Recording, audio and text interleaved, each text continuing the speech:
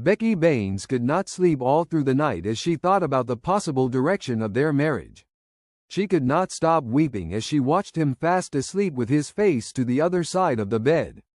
She remembered how crazy he was about her when they met and would not allow an hour to pass without the word, "I love you, Becky."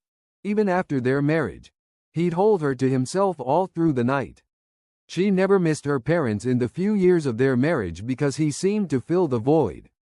Looking at the same man now having no time for her breaks her heart, but she had to be strong according to the advice of the pastor she met on her way from Katrina's school. Becky stopped by a small church she saw on her way to pick up her daughter that afternoon, went inside initially with the thought of just praying before the altar and went ahead to pick her daughter as she saw the church door was opened. Since the day she prayed to God after a long time, she had received peace except for occasional self-pity that arises within her, and when she had to answer a question from Katrina about her father's whereabouts. The church was open with no one in sight, which was what she wanted, so she walked to the altar and began to pray. Before long, she was in tears, crying uncontrollably as she poured her heart out to God.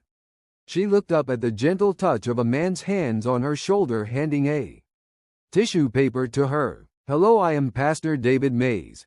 I am sorry to disturb your prayers, but I can see you are in pain," he said, taking a seat in front of the altar at the pew. "I am Becky Bain," she stammered. "Sit down, if you have got time," he said, motioning her to a chair. That was when she remembered she had stayed beyond the time she planned to, as she looked at her wristwatch. "Oh, I am late. I actually was passing to pick my daughter from school and felt I should drop by and pray to God," she said, trying to rush out. "Okay," he said with a tender look that made her feel like sitting down to tell him everything.